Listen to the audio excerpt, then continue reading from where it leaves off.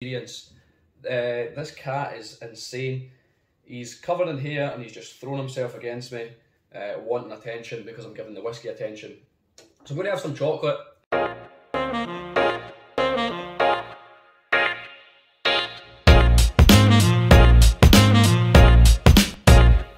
Hey, how's it going? And welcome to Whisky Whims with me, Stuart, and I think Jasper might make an appearance.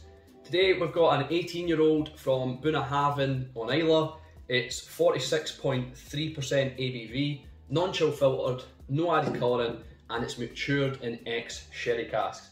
This was a birthday present or a Christmas present from my girlfriend. It costs £120, £115. You can sometimes get it on sale for, I think I've seen it as low as £80, which is an excellent deal. £90 is probably what you're most likely to see it as, but I'm sure I've seen it as low as £80 or £85. So, which is quite good for an 18-year-old from Islay, as Islay tends to hail this rather prestigious kind of outlook for some reason that tends to drive up the price. But anyway, we're here for the whiskey. We'll see how it goes. I don't know if I think I have reviewed a Bunnahabhain. It was the hand filled and it was quite good. Bunnahabhain isn't something I usually go for. When I go for Islay, I've kind of strayed away from Islay really. But usually when I go to reach for an Islay, it tends to be Ardbeg, the likes of independently bottled, maybe Lagavulin or stuff like that. Kind of independently bottled stuff, maybe that's unnamed and things. So it's not always the official bottlings, but I've heard good things about Bunnahabhain 12, not had it yet still, and I've heard amazing things about Bunnahabhain 18, so I got my girlfriend to get me this, or I put it down as a gift idea. It is right at the top of Islay, and yeah, we'll get down to the tasting. I've also got some Chalkisky chocolate. This isn't sponsored or anything, I just fancied some chocolate. I've got the Lowland one with me at the moment because I kind of like to mix it up. I like to try different chocolates with the whiskey. It doesn't really affect your tasting, to be honest. I think chocolate goes quite well with whiskey, and these guys deserve the custom. It's all traceable, all sustainable chocolate, and it's tasty. So we'll get down to the nose, and sorry about me enduring talking, but I'm just in a little bit of a peckish mood. Can you tell it's Islay from the nose? I don't think you can. I don't think straight away you can say this is peated. Is it peated actually? Is Bunnahabhain peated? There's always one that's not peated or not heavily peated, and I can't remember if it's Bunnahabhain or Bruichladdich. I think Bruichladdich might not normally be peated, and then they're Port Charlotte and Octomore are, but I'm not sure about Bunna. I think Bunna's lightly peated. It's not the most peated on Islay. I am terrible. I shouldn't be a whiskey reviewer, but yeah, I'm not getting much peat on it. But there is a little coastalness, a little saltiness, salted caramel, sticky toffee for sure. You could definitely tell this was a whiskey on the coast, and obviously most distilleries on Islay are on the coast. But this has got a kind of old Palate coastal vibe to it. Yeah, seaweed, sea breeze, but still a nice sweetness to it, a nice salted caramel, sticky toffee, prunes, dates. Obviously quite typical of sherry. A little spiciness, a little possibly jalapeno, I think. Yeah, let's go with that. Let's just be out there and go with jalapeno. But yeah, I'm not getting much peat, so I'm not sure if Bunnahabhain is peated, lightly peated. I wish there was something on here. I keep searching and can't find anything to say about peat. It just says a load of gumph about the whiskey itself, about how it tastes, and Bunnahabhain is a distillery. But yeah, it's quite rich, quite deep on the nose. But the main theme here, I feel, is the coastalness. The sweetness takes almost a back seat. It's the coastal elements that are really driving this whiskey.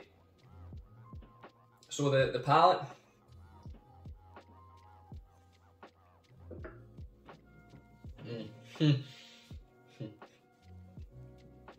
Just lovely.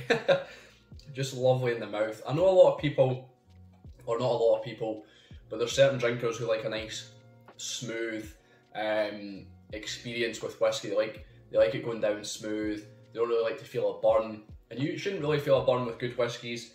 But I kind of like a kick in my whiskey. I like a little bit of an edge, a little bit of hit. This doesn't have that.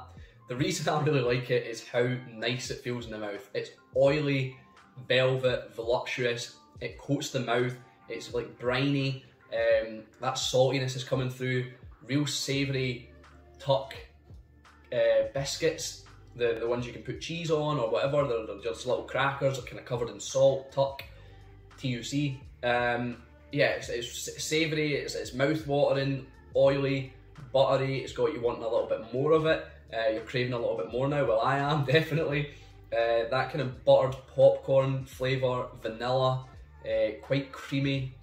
I don't know if this has been done in bourbon at all. It just says, yeah, it says matured exclusively in ex-sherry casks, but it's got a nice creamy bourbon element to it, like reminiscent of bourbon casks, like very vanilla, very creamy. There's not much sweetness on the palate. I'll see if I can get a little bit more.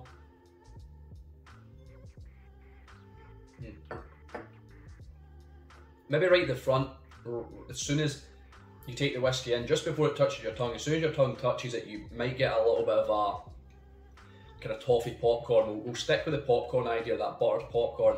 There's maybe a sweetness there in the sense of toffee, fudge, like something like that, toffee popcorn, or how I'm imagining it in my head almost is yogurt, creamy vanilla yogurt with fudge through it, or bits of toffee through it. That's what I'm picturing now. It actually sounds lovely. My mouth is watering. This is fantastic. It doesn't seem too complex, but the flavours are so bold. The flavours are so deep that it's just given it a real mouth-watering, lovely experience. This cat is insane. He's covered in hair and he's just thrown himself against me, wanting attention because I'm giving the whiskey attention. So I'm going to have some chocolate, see if this changes the experience at all, or if it keeps it much the same. I think last time I done this I just got chocolate, I got some chocolate flavours. But yeah, this chocolate's brilliant. This is the Lowland style is a rather sweeter whiskey. I think my favourite out of the batches they do are the Highland. The Highland's quite dark, quite deep, quite rich, and a little bit spicy to go with Highland whiskey. But the others are quite sweet. This is quite milky. The finish on this whiskey, the finish is quite short actually.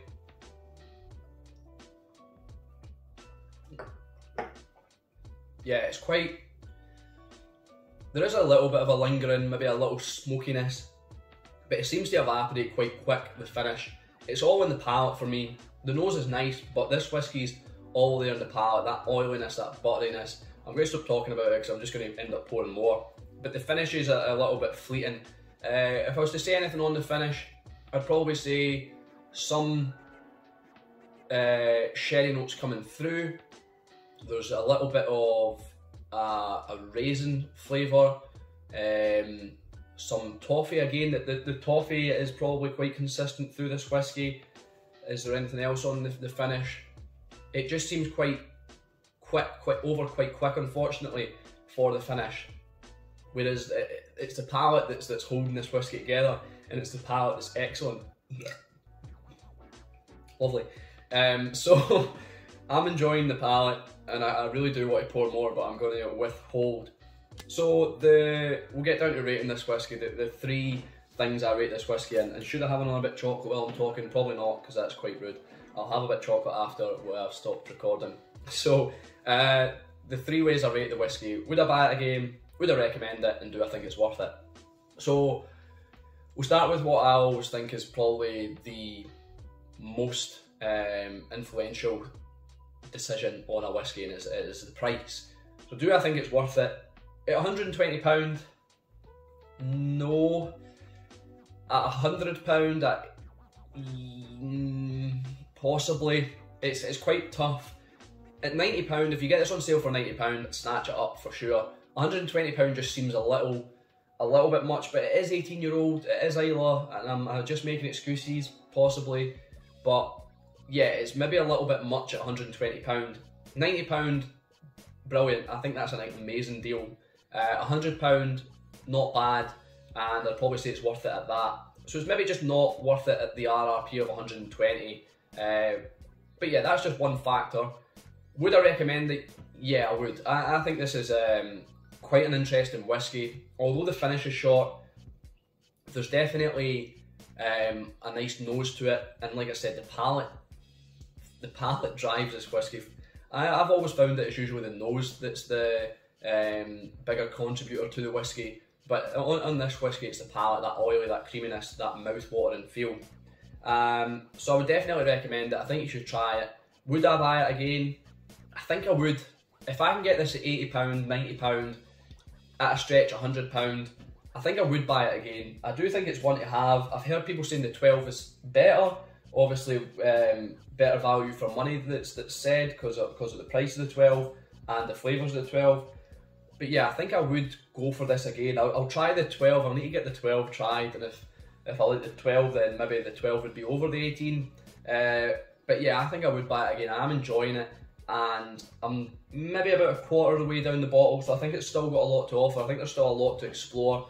But yeah, that's the review. I've been Stuart, this has been Whisky Whims. I'll see you later.